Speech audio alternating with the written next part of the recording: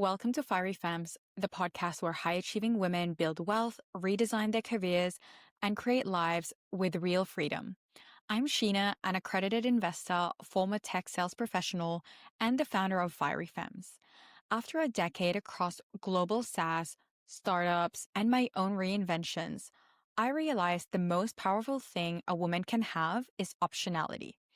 So, in every episode, we explore the future of work, the psychology of wealth, and the practical strategies that help women build careers and lives that evolve as fast as they do. So, to introduce yourself, from what I know, you're a world-renowned chef. You've traveled the world. You've cooked for many celebrities.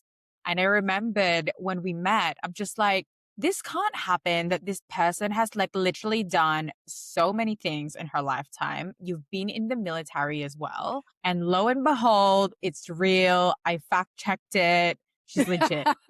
Why don't you introduce yourself, Sarah, to the audience? Yeah, maybe I've missed a few things or a whole page. Yeah.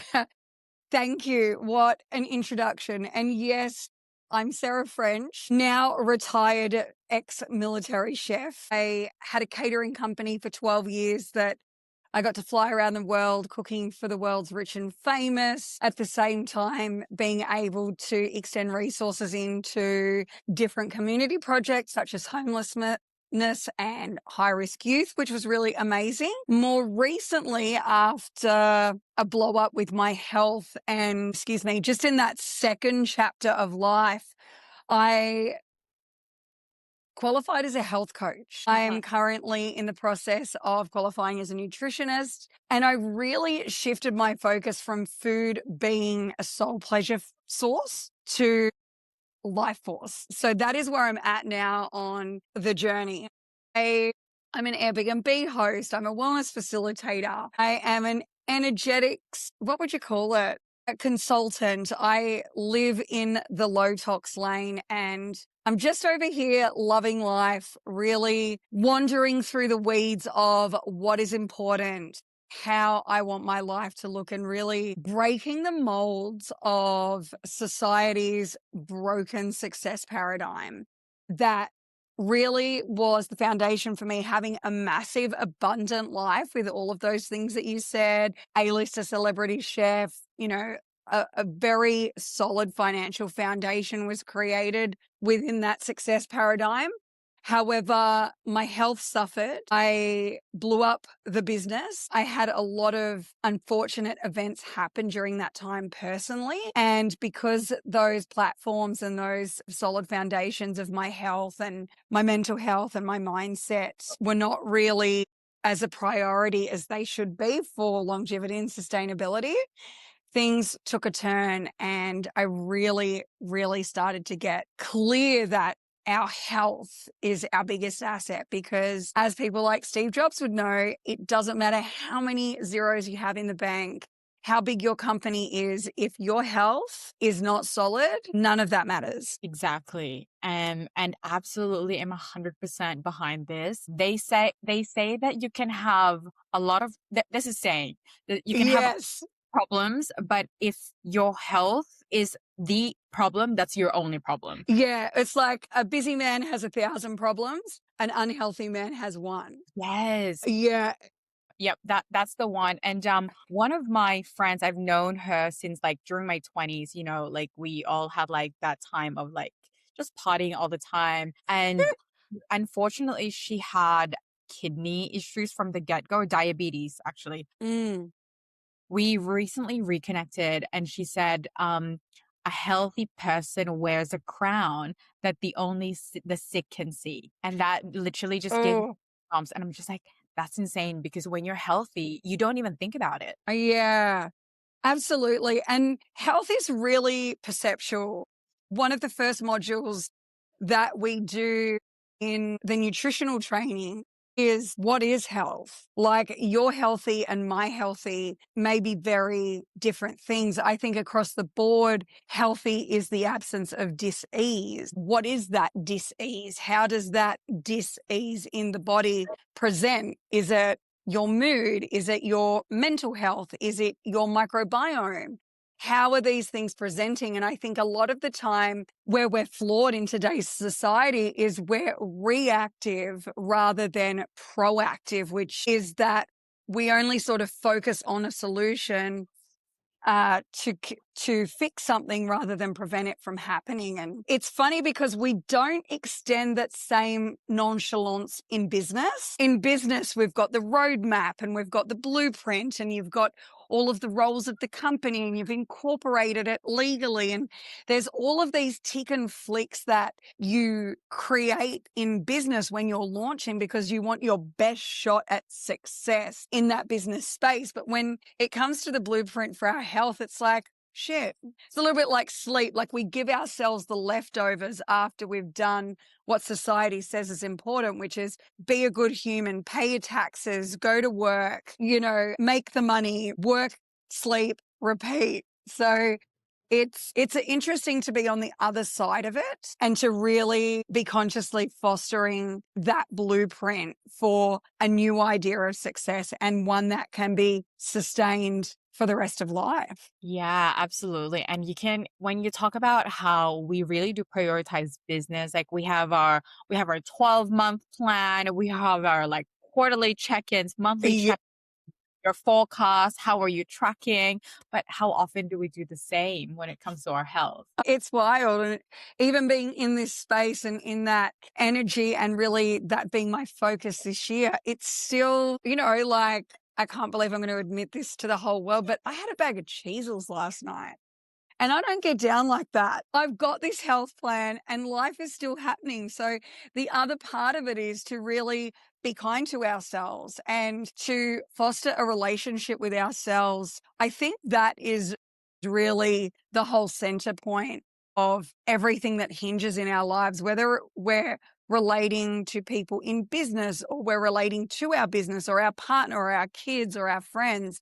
That's all the other side of the coin of where our self-worth and where our value barometer is set. And we really we'd be wise to give attention equally to all of those parts. Yes, for sure. And I think it's okay to have your Cheezels. I have They were delicious, by the way. little junk food here and there, Yeah. I also think that the more you tell yourself you shouldn't or no, you're not allowed, the more you want something. Absolutely. It's and that happened to me recently. I was going to go on a shred.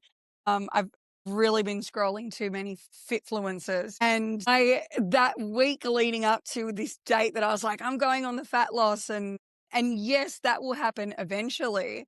But I honestly ate everything inside. I was like, I had a burger, I had this. And I remember when I was in the midst of unhealthy coping mechanisms with alcohol and drug use, I would consume alcohol and drugs the same as I was consuming food a couple of weeks ago, when we get into that, and even in business, because work is an addiction as well, whether people like to admit it or not. We seem to reward ourselves when the things are done. Like, I'm going to take a break once these quarterly reports are done, or I'm going to have fun, or I'm going to be happy. And that doesn't really work. And I think that a restriction mechanism where we're going into our biology is like, oh, starvation or restriction. And so we try to do all the things and we overcompensate. And it never really equilibrates because we're starting that chapter on the back foot of we've drawn ourselves down into the negative before we've started. We've actually created the problem that we were seeking to solve by taking the action that we were going to take after we self-sabotage.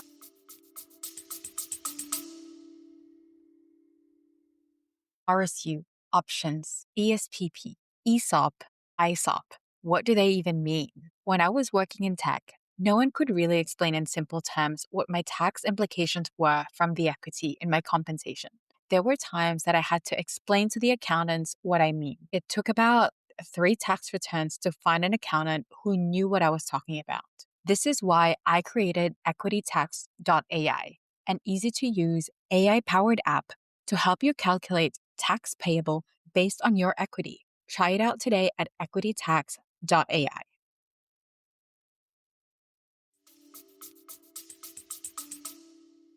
Yes. And one thing I've noticed with people who do that, those people who really do run themselves to the ground, and I've known a few, basically they would be like, yep, got to this day, deadlines done, work done. I'm off to a holiday. And guess what? They get sick. They don't enjoy the Yes. holiday. Their body just like shuts down and says like, finally I can be sick. And Yeah. it's you don't enjoy your holiday, you never get a break, and it's like this whole like wheel. Yeah.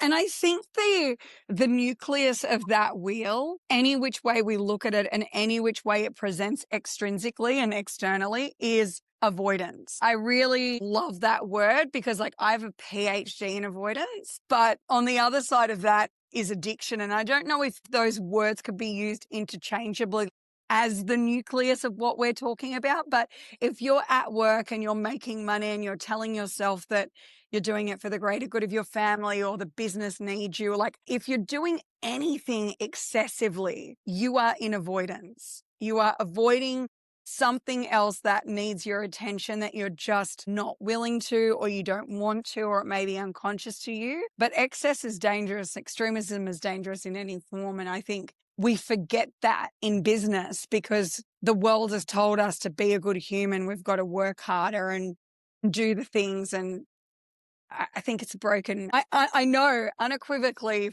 from personal experience that there is another way to do life and business, especially without being in avoidance. You've created that sustainability blueprint by where you can work and you can treat your body with respect and you can give yourself that hour in the morning to work on your biology and your microbiome and your frequency, so as that when you do go away with your family, you're not spending the first 5 days in bed because it's the first time you've actually honored your body and given it the rest or the recharge that it's been begging for the last quarter. Right? And that happens so often. Sarah, I wanted to ask you something, and this is actually something that it's planned to ask in the beginning of the show, but we just got into it, obviously. But I wanted to ask, obviously, like I've known that you've been in the military, you've been a chef, and now you're into health coaching, nutritional coaching, and I know that there's a few things in the pipeline as well. But what's something about how you live your day to day that most people wouldn't expect, given your background? And now I follow the joy. I wake up and I'm very, very focused on my frequency and my vibration. Some mornings that looks like a walk on the beach. A lot of mornings it looks like a walk on the beach, an ocean swim, time with my dogs, music up really absurdly loudly. I tried the meditative stuff in the morning and it's just not a thing for me. Like I'm a very high energy being and I think I want to be catapulted into the day. And those are the things that really supercharge my frequency. I have a coffee at the coffee shop with the most amazing people. And previous to this part of life, I would wake up, I would get on my phone, on my laptop, I would be in boss bitch mode from the minute my eyes blinked open. And everything else was secondary to business. The emails, the calls. Oh my God, I got to do this. Oh my God. Like I thought that my level of intensity and that energy was equivalent to what I currently experiencing now, which is very grounded, intentional expanding of the energy. But honey, that was anxiety. That was stress. That was a frantic state of being. And I had fooled myself into thinking that by starting the day and getting the ball running in that fashion and doing everything for everybody else, that was the reason why I was so successful and I was making so much money. Fast forward 10, 12 years, how I start my day is very different. And now I know when I fill up my tanks personally and energetically, I've got so much more fuel to foster the day and to be effective in life and in my business. It's a complete 180, but it works. And it's really counterintuitive by what we've been programmed to believe the best way to start the day is. So yeah, sometimes I have a 5-hour morning routine. You have a what? Some mornings I take 5 hours to do my routine. I'll be up at 4. I'm not touching the world until 9. And then Wow. because of my energy is like so big and so abundant, people are like, "Oh, you don't seem very grounded." I'm like, "Bitch, I've got a 5-hour morning routine. Like, I am grounded, and this is what happens when you invest in yourself. You've got this abundance of energy, and I'm always feeling amazing. I never get sick, to be honest." Yeah. But I guess that's because you're following what feels good. You mentioned earlier that you follow Mm. joy. And I'd like to challenge, I guess, like the notion earlier about, back in the days, you were like in this boss bitch mode. You would like, moment you open, it's like business, emails, calls, the deals. But would you say it's like a season at the time? I think absolutely. I was doing the best that I could with what I had and for the time. And I think that my level of consciousness around what was required wasn't there. Like 43-year-old Sarah looking back at 25-year-old Sarah building this business would be like, "Yes, queen, go. Like, you did it. You're doing whatever it takes, like mission or die." My military training was kicked in, cocked, locked, loaded, and the targets were set and I was hitting every time. I think where the piece comes in of knowing when to pivot and when to switch gears. You cannot be in 6th gear and build mode all of the time. There's this process where you've got to build, and then you've got to nurture, and then you've got to rest, and then you've got to invest. And I was missing those other 3 pieces because, like, I'm a military war machine. My training just says 6th gear, go, mission or die. So that was kind of the blueprint to which I had built my business upon. But Yeah. I feel there's definitely a time and a place for that. And I feel that there is a way that we can look after ourselves and honor ourselves as well during that period, so as that we're not completely obliterated at the end of that. And we can walk out of it going, "Oh, yeah, I did that. Like, I built my client base up. I still went to the gym twice a week. I had an ice bath, or I meditated each night." There's like having certain parameters woven into that building phase, I believe, is really important. And I'm proof of what happens when you don't have those. It's all in hindsight, right? And that is a beautiful thing. Exactly. And with like, because you came from military discipline to a new way of living and now have that, I guess, luxury of living and like following your bliss, following your joy. Mm, What did military life teach you about that discipline, like living under pressure or not cracking under pressure, and just mm. that resilience piece? I've got full body goosebumps. I And I actually just spoke about this to somebody the other day. The thing about military people and what we learn and what I learned specifically is,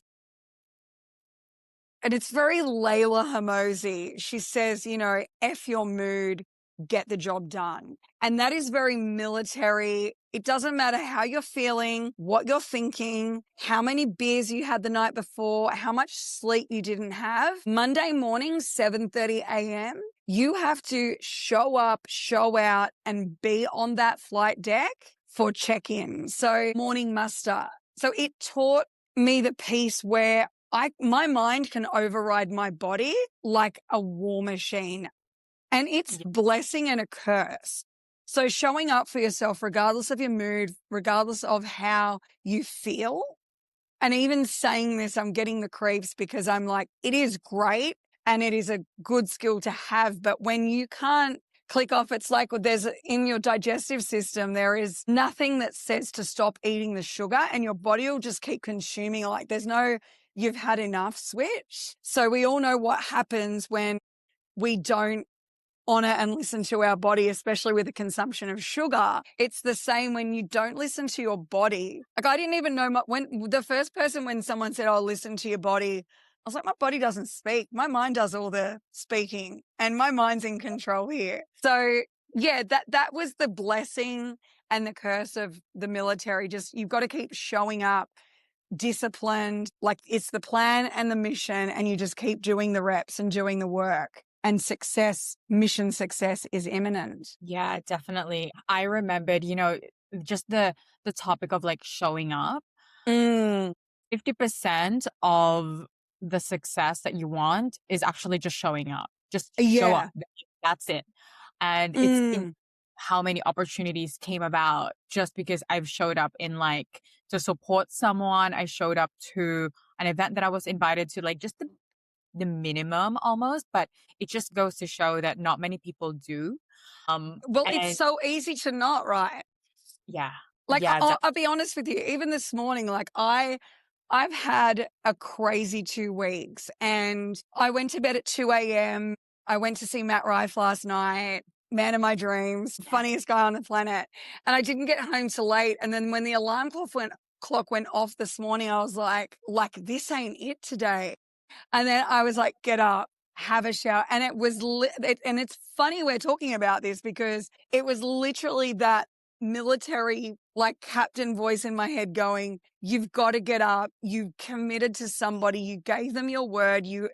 Like other people's, and this sounds dramatic, but it's like other people's lives are at risk when you don't show up in the military.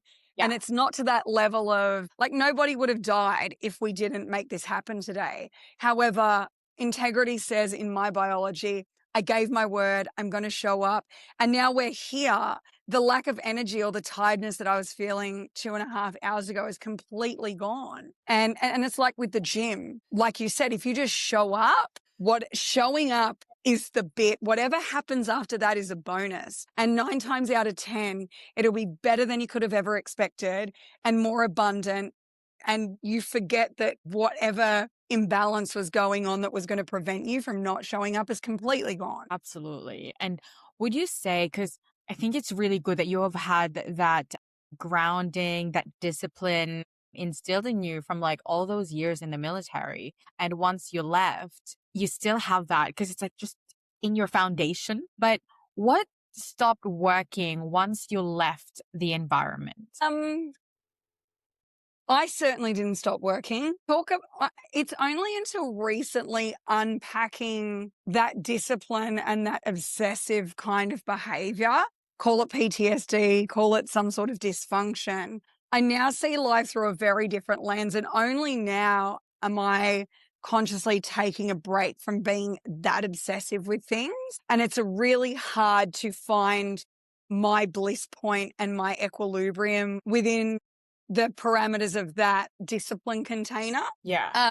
What stopped? I think for me, what I missed or what was no longer is that I know the camaraderie, the connection and the community. So I've gone from being a leading seaman, leading a team within a big corporation, within a big unit, having a lot of people around all the time, being able to rely on others, being able to easily request something of someone and having them do it without question. That doesn't happen in civilian worlds, Yeah, and I that didn't have to explain a pay lot. any of the, like I didn't have to pay any of those people. I didn't have to pay any invoices. When I started my business within catering, it was just me. So I was the biggest fish in my pond. I was the only fish in my pond there for a while. And I had no idea what I was doing. I couldn't call up my captain or my commanding officer or my, head of department and say, hey, I'm struggling with this thing. Like, how do I do this thing? I just had the bullets and had the arsenal and the weaponry, and I just did whatever I felt pertinent to do. And it worked to a degree. So I missed that camaraderie and that community and that connection. I think that that's the biggest thing that disappeared when I exited the military. Yeah, that must be difficult to kind of go into the civilian world and see how, I guess, like lack of discipline there is. Even like the waking up in the military is a big thing. The time, Yeah. being punctual. Yeah. And I think to a degree, I mean, not until I left the catering world, it didn't matter what state I was in or what was going on. Like, I would always show up. And there were times when I was going through really bad addiction that, like, I was very high functioning when I was in that chapter. I started sort of using substances to stay awake to be able to work more. So to me, sitting here now, it's just like, why didn't you just take a rest or take a week off? Like, that wasn't an option for the version of me that I was back then. And I didn't want to let anyone down. I didn't want to disappoint. I'd become a big deal. People knew my name. People wanted me in their homes, at their parties. And I just couldn't say no. I had no boundaries. I thought they were fences that people used on their farms to keep their animals in.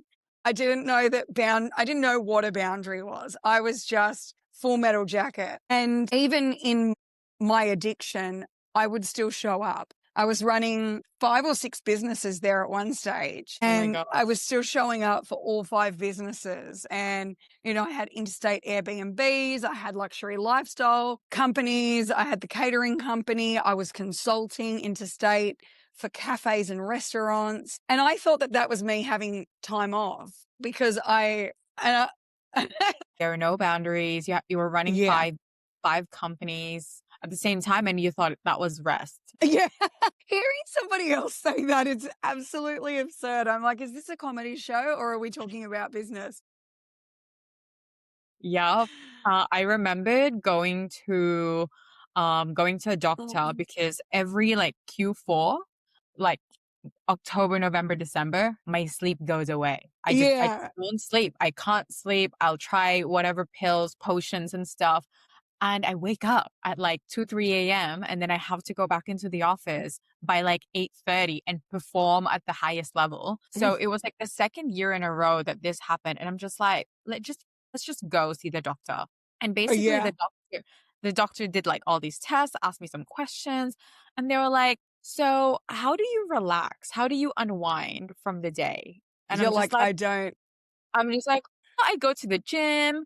And then he goes, that's not relaxing. I was like, I chit chat with my friends, like have a little like chatting on the phone. And then he goes, that is also not relaxing. And I'm just like, I go grocery shopping. And he goes, that is also not relaxing. And then I got so fed up and I said, well, how do you relax? I don't know what you want me to say.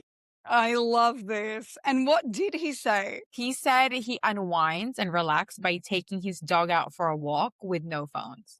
That's it. I could get with that.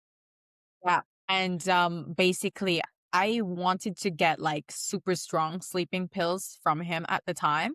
And he was really reluctant. And he just said, look, I want you to either you swim after work because it's Oh, meditative, the swim, yeah, absolutely. or you go for a walk by yourself without your phone, like you're not talking to your friends kind of thing. Do that for 2 weeks, like, minimum of like 20 minutes of that activity. And if that doesn't work, you come back and I can give you those prescription pills. But yeah, that was like such an eye opening of what unwinding is. And Yeah, absolutely. Lovely. Oh, yeah. tell us about that Airbnb business and I guess like how long you've been doing that. So the Airbnb business it was a real genius idea that when I had 2 other businesses at the time back in 2015, wanted the freedom and flexibility to be able to move between apartments in Sydney, but also to like interstate. And I met a friend through one of my businesses who had an Airbnb in Canberra. And so I set up my rental apartment. Back then it was not called arbitrage. It was called illegal subletting. And Yeah. so I was illegally subletting my rental properties. But at the time, I thought I was slick and I was genius and I was taking really good care of the properties. These properties would be cleaned multiple times a week. I'd freshly I spent my own money on painting the place, on steaming the carpets, the furniture. And I, in my own mind, thought that I was doing a good deed. That continued on for about 6 months. And then someone in my inner circle alerted the real estate agents of what I was doing. And I literally lost about $15,000 in one afternoon, Oh my which is God. wild. And I wasn't in the best state of mind. At that time, I'd started self-medicating more with substances to be able to keep the momentum going. And I didn't think to just take a break and take a holiday. I was like, I'll start another business. And on reflection, that sounds so wild because I loved everything I was doing.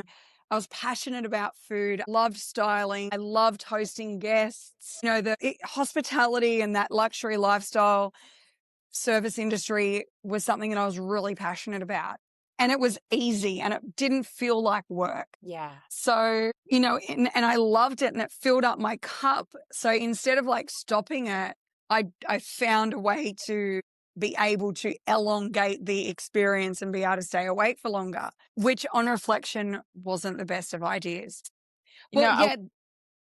I wanted to ask about like the Airbnb, how long you've done that, and I guess what were the lessons from doing that? Mainly because I can see in my social media at the moment, there's a lot of people like pushing like the Airbnb arbitrage business. And Yes. because you've done it, I would love to hear your thoughts about it. Well, for me, after those 2 properties no longer being available to me, or 3 actually, I had one in Canberra, I vowed in that moment to never be in a position where someone could take that away from me. And then I remembered, because I had forgotten, that I actually had a property down in Tasmania. So I ended up relocating to Tasmania and doing Airbnb through my own properties. And it was quite fruitful. I see these people on social media and I question myself and I say, am I doing something wrong? Am I the only one? And this could be across the board. I know any woman, any man, any child watching this, whether you're into Airbnb or fitness or business, when you see people on social media and everything looks seamless and stress-free, I challenge to say that that is bullshit. It's a lie. It's a lie. And there's so many moving pieces to Airbnb. And yes, the framework works. The framework works. It's a great income producing asset. It's a great business. There's so many great tax write-offs. And yes, you can set up an Airbnb in a day by going out and buying, IKEA flat pack furniture and getting someone on Airtasker to come in, and you can get your cheap international cleaning crew in. All of those things are absolutely viable. But does that mean that you're just swanning through your 52 apartments with not a care in the world? Yeah. There is so much more to it. And I think that with anything on social media, especially with these Airbnb arbitrage businesses, it is that simple, like weight loss, but it ain't that easy. Yep. It's simple, but it's not easy. And exactly. what I want the audience to take away from this as well, because I've had very brief experiences letting out my apartment a while back. I went to India over Christmas and New Year's, and because I live in Sydney, everyone wants to be in Sydney during those time, right? They want to welcome the new year. And so I let out my apartment to, I think it was like two, maybe 3 groups. I thought I was so smart. It was great. Basically, I had like 1 month's rent for within like a week's time, like literally. Like the money's good, babe. The money is good. The money is good, but logistically, the cleaners, the linens, and just communicating with guests as well. But yeah, like property is great, but it's a lot of work. It really is. I've been in this business for 12 years now. I've been in Airbnb in different capacities as a legal sublet, as legitimate legal arbitrage, as owner-occupier, as investment owner, short-term rental only. I've experienced all facets of it. Like with any business, your systems and procedures are very important, but your human resources are what will make and break you. In an Airbnb business, it is the housekeeper and the cleaner that is the glue that sticks that business together. And you cannot affect it. And for me, that was the key component I had to pivot, and I'm now no longer in the Airbnb space with those properties due to the location proximity to where I am physically. Would I do Airbnb again? Absolutely, yes, I would. But the area matters. Like when I was living in Tasmania, my latest property is down on the west coast of Tasmania. So I say this with so much love and so much kindness. And I was trying to make champagne with beer hops, and it was getting really frustrating. And I found it really challenging to communicate certain things with people because, you know, like I said, in the military, I can say, you clean that, you did a shit job, do it again. They would do it again, no questions asked. That is not how communication in business with service providers go in the civilian world. Oh, but I did that.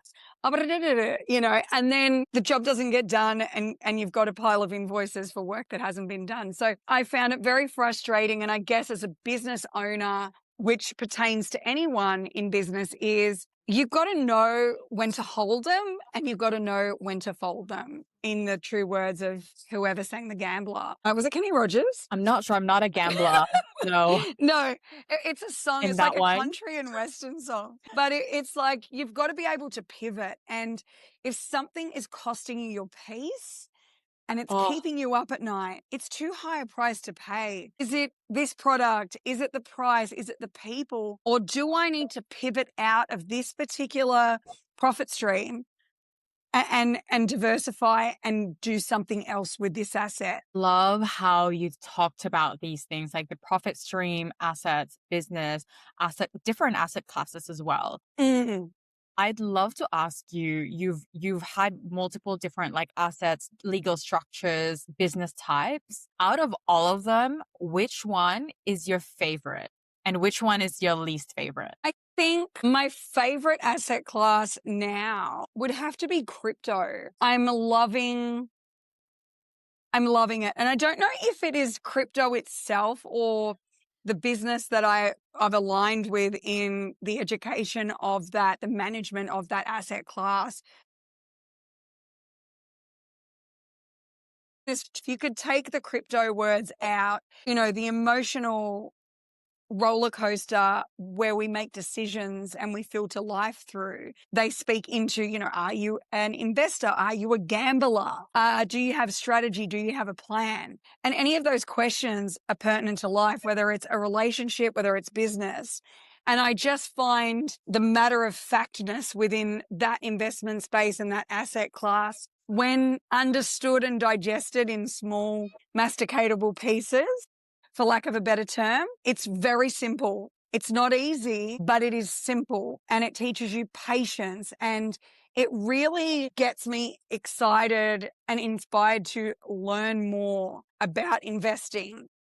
I know that crypto works. I don't understand how exactly it works, but I also know too that, you know, good quality organic ingredients work. If I gave you a basket of delicious fruit and exotic vegetables, you may not be able to like make the dish, but I could. And then I could feed it to you, and then that's proof that the skills and the ingredients and that method work. And as a chef, I understand that concept. Adapting that into crypto, I know that it works, and I don't fully understand all of the ingredients and the methods and the temperature of the oven, but I know there's something in there cooking and it's going to be delicious. And with crypto, you don't have to stir the pot every so often as abundantly as you do with a risotto. You just keep stacking. Love how you like weaved the kitchen and crypto in the same sentence. Risotto and crypto. I don't think I've ever heard that. And so that's your favorite asset class. Yes. I get it why. There's an interview with a financial advisor that's coming up, and like would be really interesting for the audience to kind of like listen to both. And yeah, and Sarah, I'd love to know, what's your least favorite asset and why? I don't even know if I have a least favorite asset, but I think as far as there's definitely an asset to me, also an income producing asset such as a business. So if we take it back to that, I could say now moving forward, hospitality and service-based businesses that rely solely on humans, bricks and mortar business is no longer an asset class that I'm interested in investing in. Okay. So definitely not the brick and mortar businesses. No, and I'm still very much me, but I'm also on this journey transforming into something bigger and better and bolder. And between when the doors closed on my bricks and mortar business asset class, so much has happened in the digital space and in the world at large. And I'm from that world. Exchanging time for money is how I grew up, how I made my first million, and it works, but it's also not sustainable to a point when I don't like having to rely on human resources solely to run a business to make a profit for myself. And that responsibility, it's not it for me anymore. I think moving into the digital space and being able to know money and know how to invest money and make the money is a valuable asset and knowledge and learning for us all to have, because the infinite possibility of money and how far we can make it expand, it's infinite. There's no limits to how abundantly you can multiply your money if you know where to put it and how to water it and where to grow it. Yeah, absolutely.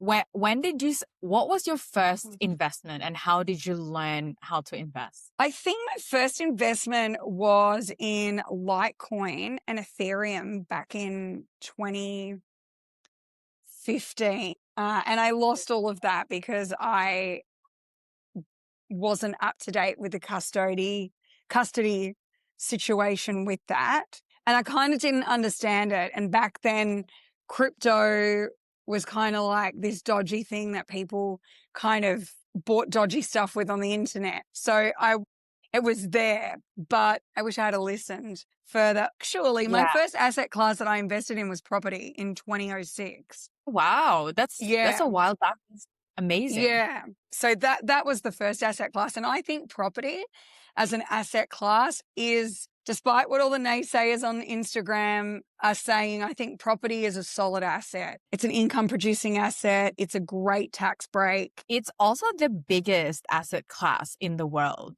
The biggest. And it's easily accessible. I say that I understand things are very different now. And I grew up in a time, or came up in a time, where I was living in Sydney and I had the opportunity to purchase a 2-bedroom, 2-bathroom, 2-carport, 2-garage, 2-level apartment in Zetland for $550. And I was like, oh no, that's absurd. That is too much money. And how far above that could a property possibly go? And that property is probably selling for $2 million now. So I think you'll never miss out with property, but also you have to really sit with yourself and do the research and look outside of your bubble. I bought in the west coast of Tasmania for $100,000, bought a property that has, it has tripled in value, and return on investment is there. When you start looking at investment through the lens of, what am I going to get a return on investment on? And an investor asks different questions than a person wanting to buy a home. So you've really got to put the proper hat on to make the right choices to invest in the right assets. Otherwise, you're making a professional decision from a personal perspective. And those two things are not always ending up for the best. Yeah, absolutely. And that's the thing. Investors buying a property, you're so removed from, does it look I guess the questions that you have as an investor is is it income producing? What's the running cost? What's the buying cost, the running cost? Is it income producing? Whereas I think when you buy a home, it's is it pretty? Can I see myself living here? Very different hats. And they are different hats, but even in hearing you say those words, my mind goes, well, you can be both. You can have a little bit in, they say you want to buy the worst house on the best street. Have faith and conviction in yourself that you can turn that piece of stone into gold. What aesthetically pleasing or displeasing is not the center focus of how we should be making decisions in life across the board, but let alone in property. I think it's, location. And if you can get something cheap and cheerful. You'll never lose in property unless you're an idiot. And I just don't think that if you're someone who's wanting to invest in property, you're already not an idiot. You're already on the path. And I think it's such a key takeaway when you said that at the time, was it 2006 when you bought your Zetland apartment? Yes. No, I didn't buy the Zetland apartment. I bought a house in Tasmania for like $100,000. Yeah. So I just recently sold it, actually. 20 years congratulations. later. Yes, thank you. That's amazing. See, like at the time, like you'll think about like, oh, this is so much, blah, blah, blah. But then as like the decades go by, it's the time is just on your side. Absolutely. And you can see with the example that I gave with the Zetland, I mean, even on reflection, there are places that I could have purchased. I think we have this really broken paradigm of ownership in this modern day. Like, oh, but I want to own the Mercedes. I want to own, like, we want to have the best now. The way that we play the long game is we choose wisely and we invest in places that are up and coming, that are nowhere even near us. Like anyone wanting to invest in Tassie, I highly recommend the West Coast. There's still places down there available. And I've been spruiking this message for the last 6 years. No one has listened. And here I am stacking my chips, doing my things. The West Coast of Tasmania is literally a gold mine. And it is wild. The growth, the infrastructure, the expansion, what's happening in the world post-COVID. Tassie's on a global map now. It used to be like this little hick town, at the bottom of nowhere. Yeah, so it's, please share. What were you thinking? Look, this might just increase Tasmania's pricing in the property market by about 10-20%. But basically, in the last few weeks, maybe the last few months, it's been so hot in Sydney, like heat wave after heat wave.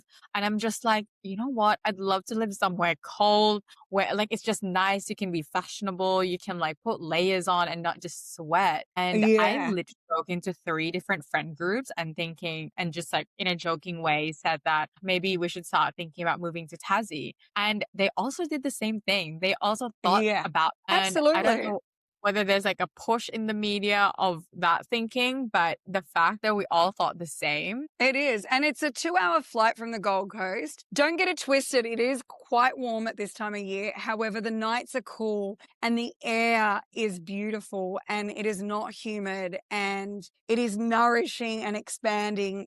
That is what I miss the most about Tassie when I'm not there. The air. It's some of the cleanest air in the whole world. Yeah, there's a reason why.